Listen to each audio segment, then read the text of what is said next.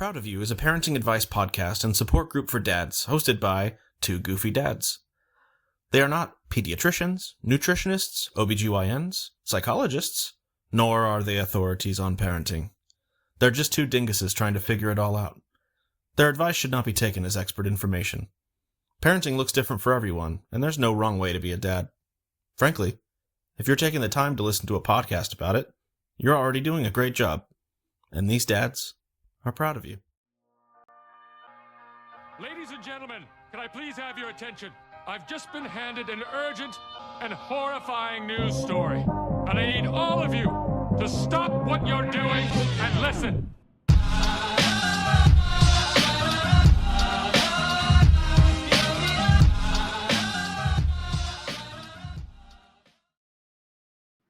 Welcome back. I'm Derek Mata. And I'm Andrew Goody, and we are proud of you. So this week, I want to talk about a little bit heavier topic. Derek and I were chatting a little bit about just stress as a dad, and it's this weird. Being a parent is this weird thing, right? Because it's so fulfilling and so rewarding, and there's so much joy and happiness, and it's amazing.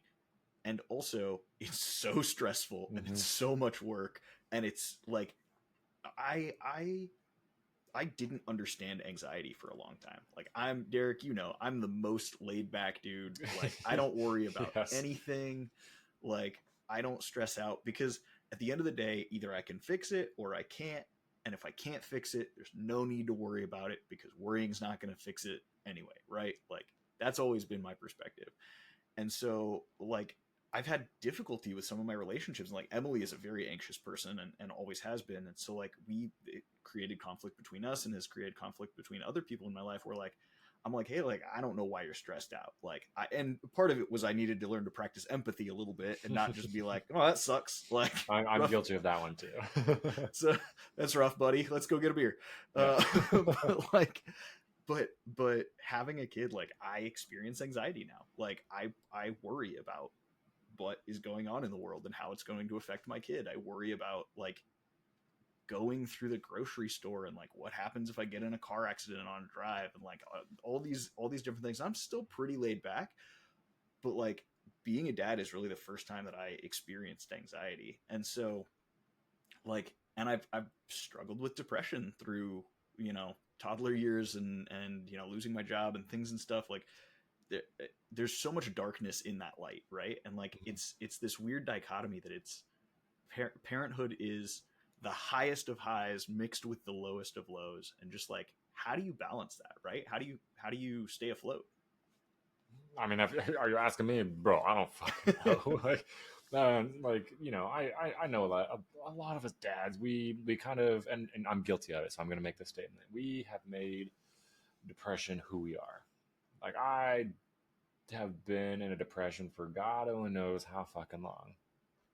But it's realizing those little happy moments, those little happy things, and then also just being the voice of reason, because April is one of those oh, I don't want the kids to get hurt. I don't want this. I don't want that. And I'm there's some things that are kind of outside of our control, getting into a car accident, going to the grocery store. It could happen, and that's a terrible thing. But if you don't think about it, you're not going to stress about it. Just know, hey, I need to be that defensive driver that I told the DMV I was going to be when they gave me my license. Yeah, well, and that's, kind of what I was saying about why I'm typically not a stressed out person. You do your due diligence, right? You're going to wear a seatbelt. You're going to get a good car seat, make sure that it's installed properly. You're going to make sure that your kid's in it and that their seatbelt is on tight. And then you're going to drive as safely and defensively as you can. Past that, you can step off the sidewalk and get hit by a bus tomorrow. And if that's all you think about, you'll never go out the door. You gotta let some of that go and just realize that, hey, I've done what I can. And it's hard. I know it's a lot easier said than done because, neither of us have experienced loss in that sense. So, I know there are people who watching, listening, that may go, you know what, it is hard because I have XYZ. And just saying, don't worry about it, obviously is terrible fucking advice. But having, just a situation that I've lived in, I'm not going to stress about, again, I'm not going to stress about things I can't control, because what is that going to do for me? It's just going to make the depression I'm already in worse. And then if I'm in a worse depression, guess what? Guess who suffers? My kids, my wife, the people around me. Like, I'm just going to be angry. I'm going to be silent, and nothing gets solved. Yeah. Well, and it makes it harder to see those joys too, right? Mm-hmm. If you're doom spiraling in your head about all the negativity and the bad stuff that's going on, you're not going to be present and experience the good things that are happening while you're worried about the bad stuff that might or might not happen. Yeah. So like I'll say, like, let's say my kids draw something on or color something on a piece of paper, and I'm in my head, I'm feeling down. Hey, Daddy, look at this, and I'm like, yep, that's cool. Like, they're getting to the age that they can start understanding tone. Like, oh, well, he's just saying that. Like, and it sucks because, once I pull myself up just a little bit, I'm like, wow, I can't believe I did that. How am I going to make it up? Well, the damage has been done at that point. The wires in their head have already made their connections. Yeah, and you can always do better next time, right? And you can go back and say like, hey, bud, I'm sorry that when you showed me your picture earlier, I wasn't super into it. Like, I was distracted, and I apologize for that. But like, I think it's really cool that you drew that. Like, and it's not gonna, to your point, like those wires are already connected. It's not gonna undo that. Yeah. But it can kind of let them know, like, hey, that was not what you should expect, right? I want you to come and show me your picture next time. Like, don't take that, just me being dismissive of it, to mean never show me your drawings again, right? Because I want to see that. I want to see every butterfly and rainbow that Alana draws on a piece of paper. Even though we have a billion of them hung up all over the house, I want a billion more. Like, yeah, and again, like I have made mental notes that I want to be overly excited the next few times to repair the damage I may or may not have done. And I know it's something as simple as, hey, I'm going to show you the picture, but it could go for a million things. Like, we kind of touched on it in past episode, like that communication with other people. You don't know who else has gone or is going through something. Like, hell, I didn't know that you went through any kind of depression. Like, to me, you were just like, world's greatest dad. You're going to have that on a t-shirt. And like, I didn't know you were feeling a certain kind of way. My personality is constant depression. So I don't burden anybody either, but there are a lot of us that need to talk to each other. Yeah, no, totally. And like, I mean, men in general, but especially American men, like, we suck at talking about our feelings. There's a million reasons why, and we all kind of know it's generational stuff, but like, Yeah. For the most part, and like, I'm pretty good at talking about my feelings. I'm also really good at masking my feelings so I don't have to talk about them. And so like, I know that I can be that guy who just shuts off. And even somebody like, I know that I can talk to you when I'm feeling depressed, but I don't, because I don't want to admit it, right? And I think that's a big part of it. And I think that's what a lot of men suffer from, is like, I don't want to admit it because then that shows weakness. And if I'm showing weakness, then I'm less of a man. And it just, for me, it's less, I don't have the masculinity side, man. I could give a shit less whether I'm the manliest man or the girliest girl. Like, I've got this big old bushy beard, and I'll go out the door in a dress any day of the week. All you got to do is ask and buy one in my size. Like, I do not have me. I do not have any like qualms about that at all. My thing is more like, I know that if I am depressed, I should do something about it, right? And depending on the level of depression, that can look like going for a walk outside or seeking professional clinical help for that depression. And if I talk about my depression, if I talk about those feelings and I admit that they're real to you, then they become real for me, and then I have to do something about them, right? Like, or at least I very well should. And it's really tough because, like, I have a lot of friends, and you are one of my friends who had kids before me. You do not fall into this category. I have a lot of friends who had kids before I had kids and came to me and talked to me about the fact that they were feeling depressed or anxious or stuff, because I like to think that I'm a pretty easy person to talk to, and people can open up to me about that kind of stuff. And I told people, like, hey, like, I will talk to you all day long. I love talking to you. I love hearing your issues. If you're feeling like depressed, you need to go see a professional. You need to see a therapist. You need to talk to somebody. And like, I'm not saying go get on drugs, like get Zoloft or whatever to antidepressants. Mhm. I'm saying like you should talk to a therapist. You should talk to a counselor because mental health is really important. And what I didn't realize then, because I was not a dad, that I do realize now, is in what fucking time. Yes. Because so much of my stress and anxiety and depression from parenthood comes from the fact that I'm just balancing everything, right? I want to be a father, I want to be a partner, and I'm working full time, and I have projects around the house, and I'm fixing up cars, and like all these different things. In what time am I going to go see a therapist, right? And so if I talk to you about my feelings, about my depression, and then it becomes real for me, then I have to make that time, right? Because I know, I'm smart. I know what's up. I need to go see a therapist. But now I have to fit that into my schedule, and I have to figure it out. And I have to fit it into my budget, because God knows American healthcare isn't going to cover my, therapy sessions. And I think that is the curtain we all love to hide behind. I don't have the time. I don't have the money. I can tell you right now, if I quit buying these for a little bit, I can afford a therapist. Oh, or if I don't set up my probably phone, help you twice if we're being honest about it. yeah, probably, but I'm not stopping. I'm not saying you in general. I'm saying like when I'm feeling depressed, I usually drink more, and that's the least good thing for me when I'm depressed. It doesn't do anything. You just shut down even more, and you get into your own head. But if I'm just again using me as the example, because I know a lot of dads could probably be like, you know what, I do that too. If I just got off TikTok, got off Facebook, got off Marketplace, and like as much time as I waste on these stupid fucking apps and went to go talk to somebody, like it would benefit everybody. What is social media doing for me and my mental health? Literally nothing.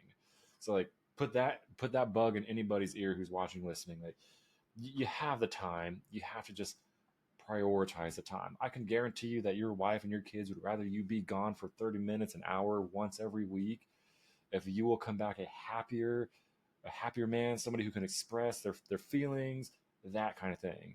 Again, I'm talking out my ass here because I myself am not taking my own advice because I've gone to therapy. I've been prescribed the drugs. And let me tell you, like I had very negative personal experience, so I won't do it. But I know that it does help a lot of people. I know a lot of people that go once a week and recommend I go to their therapist because it has helped them so much. So again, like the time exists. Yeah. Like, well, and I'm not trying to evangelize you here in particular, but a big thing is also if you're seeking mental help of any kind, like it might take you a couple therapists to find the right one. Everybody has different approaches, and like I know a lot of people who were suffering from depression or whatever, and they went to go see a therapist and just didn't vibe with that therapist, and so they just wrote off therapy entirely. Like, I mean, you're one of them, right? Like you had a really bad situation, and so correction, I did have 3 different therapists. The first 2 were okay, and it was the third one that pretty much just shat all over everything that they had said, and like it pretty much destroyed all the work that I had done. And so because of that third one is why I never went back to therapy. Yeah. But that's what I'm saying, right? Is like that one experience shut you down for the world of therapists, right? Like, and that happens to so many people. And I'm not judging because I get it. Like, it happens all the time, right? If you buy a certain brand of car and it craps out on you in the first year, you're probably not going to buy another one of that type of car. It's a very like, I hate using the stereotype of like male alpha brain, but it's that very like analytical, like this thing didn't work, I'm not going to do it again. Therapy doesn't work like that. Like therapy is different for everybody, and this goes for like emotional and talk therapy. It also goes for physical therapy. Yes. I'm seeing a chiropractor right now, and let me tell you, I didn't think that chiropractic care would change my emotional state. It has impacted my entire life because I found a holistic chiropractor who is awesome and understands the fact that your body is the receptor for everything that happens. And like, I go in feeling like grumpy and upset and depressed, and I'm like, my back hurts, and that's all you need to know because you're my chiropractor, not my therapist. And then he like cracks some shit, and I'm like, I'm happy and I'm not stressed anymore because you relieved all of that tension that was apparently physical. Like, you know. So I mean, and that's a great example, right? Like, I am making time for that. I'm cutting. I've found the time in my life. It took me physically injuring myself for me to go to a chiropractor and figure it out, but then I have stuck with it and kept going, even though I've fixed the problem that I initially went for, because I found that when I'm not in chronic pain, I'm a much more pleasant person to be around. Weird how that works. Weird. When it's just, I won't go down my whole like, dude, I could do an entire episode on chiropractic care. I might actually, my chiropractor is about to have a kid, and I might see if I can get him on as a guest dad to talk about it, because the level of like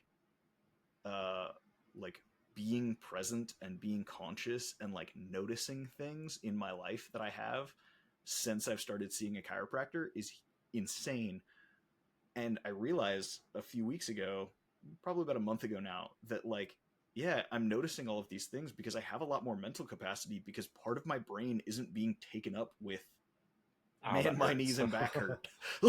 Like, I was mentally managing so much pain management in my head. I had so much on my mental load with that I didn't realize, because it was just like, I'm 33, dude. I ache. It's a thing that happens when you get older. And then I realized, like, hey, it doesn't have to be. Like, I can not ache when I get out of bed. I can not groan and grunt like everybody's 50-year-old dad getting out of the reclining chair, you know? What's that like? Yeah. Anyway, like I said, that's a topic for a whole different episode. But I mean, the concept is there, right? That like, if you prioritize those things that help your mental state, you're going to feel better. And you're going to be able to be more present for the joy. It's that ripple effect. You know, you're that stone that's thrown into the lake. You take care of that stone, and everything else follows suit. Because again, I know people who swear by therapy, you know, and just sitting down talking to somebody fucking once a week, and aren't bad people. I mean, nobody's perfect, so I'm not gonna be like, oh, they're the best person I've ever met in my life. But like, they're half decent people. So, and it works for them. Me, I hate talking about my problems. I really do. Like, I have suppressed so much shit, and I'm going to suppress it until the day I die. Like, it's so funny that we host a parenting podcast about talking about parenthood, and you hate talking about parenthood. Like, yeah, parenthood. I love parenthood. I don't want, like, I will never. Yes, I use my childhood as an example to my children onto why I do things, as to why I do things, or why certain things are the way they are, because XYZ. But I do not go into the nitty gritty of everything else that you need a therapist for, because my kids don't need to know that. Yeah, because for sure. that's how I parent, is, you know, I'm gonna just give you little bits and pieces. And there's also definitely something to be said for the fact that like, your wife and your kids are not your therapist, right? So like, you shouldn't trauma dump on your kids and your wife and be like, I'm doing this to you because my dad did it to me, and, you know, break down and cry for 40 minutes because you realize that your dad was actually shitty about that thing that you're being shitty to your kids about, or, you know, whatever. I mean, he was. Like, to be fair, that is why you go see the professional, right? Is so that you don't unload on your kids or your wife or, you know, whatever. No, I know. It's I try not, you know, doing it, especially because like Lucas understands. He is at that age of super understanding that if I'm like, hey, you know, I was beat as a child and it taught me to be a great man, so I'm going to beat you as a child and make you a great man. Like, no, that's not how that fucking works. But like, I'm not going to go into find, you know, like I said, I'm not going to be like, hey, I had to live this way, so I expect you to live this way. Like, so like that's how I parent. You know, getting back to your original statement, like it's not like I'm not trying to talk about parenting. It's I am suppressing a whole lot of shit as Well, to be a better parent for the most part. Yeah, no, totally. And I think part of it is the mentality that you go into parenthood with, right? Like you and I have both talked at length on this podcast about the fact that like just because I struggled in a certain way doesn't mean my kid needs to struggle that way. Mhm. I don't want them to struggle that way. I want them to learn from my mistakes and have a better life. I want them to not have the struggles that I had as a kid. And so I think there's that difference, and it's a very stereotypical thing of like, well, I walked uphill both ways in the snow to school, so With you no have shoes. to you should be grateful for the fact that I'm driving you. Like that's not how I approach it at all, right? I'm like, hey, I did the shit so that you can have a better life. Like I don't want you, like, yes, I struggled. I don't want you to struggle here. Like, you know, and that's not to say that I don't want my kids to have any struggles, because those struggles that I went through made me who I am, right? Like I don't regret my childhood or any of the things that the negative aspects of my life that I've gone through.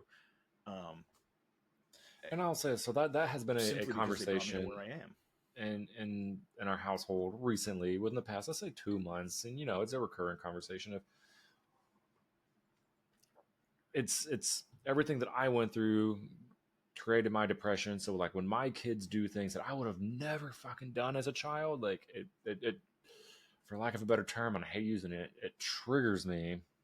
That like, how could you do this? Like, I would have never. Who are you to be like, I wish we had gummy snacks in the fucking house? Like, no, like, and April is like, you know what? Because they're comfortable. They know that they can come to us. Any of the 3 children that are currently in my household, they can come to us and request something or say they don't like something because they feel safe. Yeah, that's the best case scenario, man. Is being able to have your kids have open communication with you and tell you. And I think part of that is saying, like, having the honesty to be able to turn around and be like, fucking no, we're not going to have more gummy snacks or what, you like, you know, but creating that open space for them to be able to come and talk to you and know that you'll give them an honest response. Right. So it's my fucking, my headphones are now popping my ear. So yeah, no, it's hard for me because I have worked so hard to get to where I'm at, and I'm very boomer in the sense of like, you need to work hard because I worked hard, but like, why? My kids don't need to go through the same depressions that I've gone through in order to get to where to equal level, if not better than me, you know? Yeah, totally. And I mean, that's something that like I feel like I'll never understand the mentality of like, I struggled, so you need to struggle. Like, I just it's a fine line I walk. Like because I am definitely a more strict parent than you, which we have covered on many times on this. Like, yeah, totally. And there's nothing wrong with that. Yeah, I understand that some struggle does need to happen. It does not. Nobody needs to struggle the way I did, or let's say April did, or you did, you know, depending on what our life stories are. Like, we're here to bring our kids the best life possible. Let's fucking do that. Yeah. Let's take care of ourselves so our kids can have the best life possible with us and them. Yeah. Well, and I think it's funny, you know, we've off screen, you and I have talked about it a lot. Like, it really benefits both of our relationships that we kind of have a different relationship with our spouses, or like not a different relationship, but like different upbringings, right? Yeah. Because we've joked about the fact that like you and Emily are really similar, and me and April are really similar in the fact that like both April and I were fucking wild children. Like we were the partiers who were sneaking out of the house and doing all this stuff, and you and Emily are both like kind of like the goody goodies, like the even though I'm the goody, Like, you know, you We're were the you were goody two you were shoes. behaved kids. You like did what you were supposed to do, whereas April and I were like fucking rebel ass rule breakers. And having that dynamic, right, of like Emily being a little bit more like conservative, not in a political sense, but just Yeah. in like she's more like withdrawn, if you will, more well behaved. And me being a lot more punk rock, I guess. Like, it creates a really cool dynamic where like we have both aspects of that in our parenting. And Alana gets to grow up with somebody who understands both sides of that coin. And it's similar for you and April and your kids. Like it's just a really cool like showing your kids both sides of things. Which segues into what I was gonna say, which is, you know, it's okay to let your kids know when you're struggling too, right? I struggle a lot because I come from like on like the corporate side of my world, right? My business background, which I work for a living. So a third of my life, a third of my brain, probably a third of my hours in the day, which means at least half of my brain, my mental capacity is spent thinking about my job and where I've come from and where I'm going in that relation. And I have a hospitality background. You know, I worked for Disney, I worked for Marriott, I worked for all of these brands that really emphasize being happy, right? And happiness and joy and everything. Which I relish every bit of that. But it sometimes makes it hard to be vulnerable. Because I feel like I have to always be on. I feel like I have to always be the guy who's making magic at Disneyland or the guy who's making happy memories at a Marriott. And it really limits my ability to be the guy who's struggling with depression, you know? And I think there's some power in showing your kids that it's okay to struggle, right? Because you don't want your kids to think of you as depressed. Yeah. But also, I think if my dad had shown me a little bit more vulnerability growing up, it would be easier for me to be vulnerable as an adult. No, I can see that. Like, let's call your dad. Be like, hey, you should have been more vulnerable. We'll That have him seems like back on the podcast. I think he'd be the first to admit he is that typical boomer dad. He suppresses his feelings all day long. Like, No, I know. Like, and I it's- remember I mean- everybody loved him on the podcast, and like, Yeah.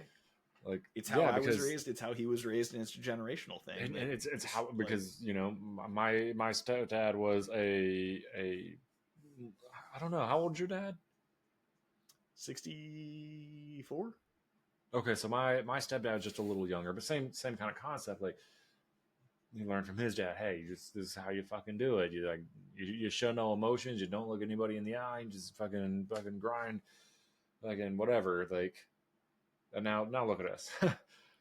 Yeah. We're just hoping for the best. We've ground and got nowhere but where we are. Yeah. But Thanks, Dad. Just kidding. Yeah. well, your dad's I great. mean, it's a conversation for a whole other podcast, but us grinding is not what's gotten us nowhere. What society has been doing while we were grinding is the problem. I will bring my tinfoil hat, and we will fucking talk about all kinds of random shit. I love it. Well, yeah, I mean, and the thing is, at the end of the day, just talk about your feelings. You know, find another dad. Even You know, just a little bit, because like everybody, and I want to say, because my thought process here is like, hey, talk about your feelings. Oh, you want to hear everything? No. We say talk about your feelings. Just one small thing. You know, I've had a shitty fucking 6 months at work because yada yada yada, because work takes up what, a third of our lives.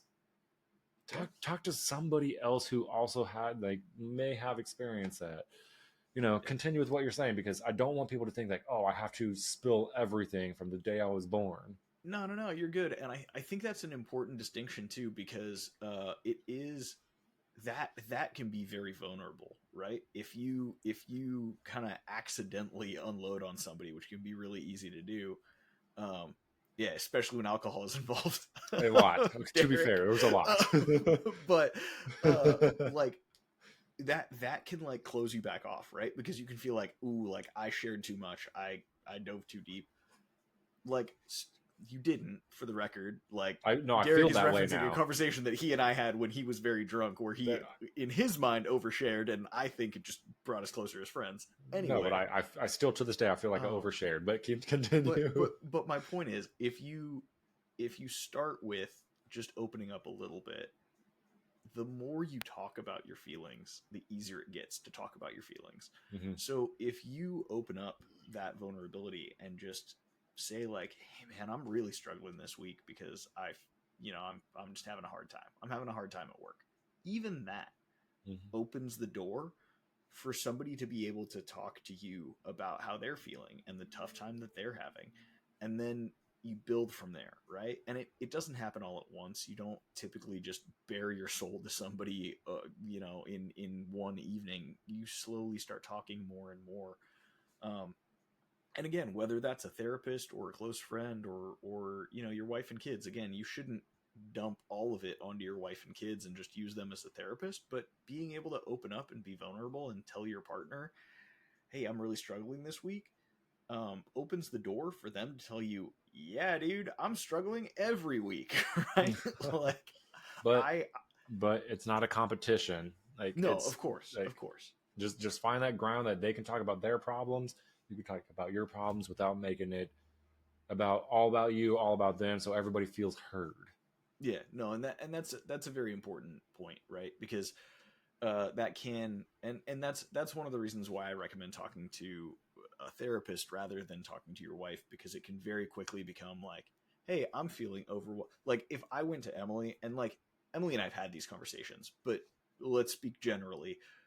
I work a full-time job and she is a full-time like stay-at-home mom. If I go to her and say, hi, hey, I'm feeling overwhelmed by parenthood, it would be so easy for her to be like, oh, you're overwhelmed by parenthood? Oh, you're having a tough time with the kid that you spend maybe a quarter of the amount of time that I have primary parenting? Like, and like Emily would like, never do that. No, I know. but but there are so people that will do that to depending become on a thing, right? Yeah. Like, and it's not again, just because I walked uphill in snow both ways with no shoes to school doesn't mean that you have to struggle that way. Me saying I'm having a shitty time doesn't negate the fact that you're having a shittier time. It just means I'm having a bad time. But find those ways to open up and don't be so afraid to be vulnerable that you close yourself off, because then it just builds and builds and it gets worse and worse. And like Derek said, it can kind of that stress and depression can just become who you are. You are the stressed, depressed dad, and that sucks, Yep. I need to change my life. I'm not gonna do it today though. Okay. Why change today what you can change tomorrow? The Derek Mata story. I'm gonna write a book. Everybody's gonna buy it. Yeah, you're gonna write a book tomorrow. No, I'm not. Tomorrow, I am going to my first vacation. Ooh. Without the children. But that's a story for a different time. Yeah. Maybe we'll tell you next week how Derek's vacation went. It's gonna go great. I know it's gonna go great. I'm gonna be a millionaire by Sunday afternoon. There you go. Well, thanks so much for joining us for another episode.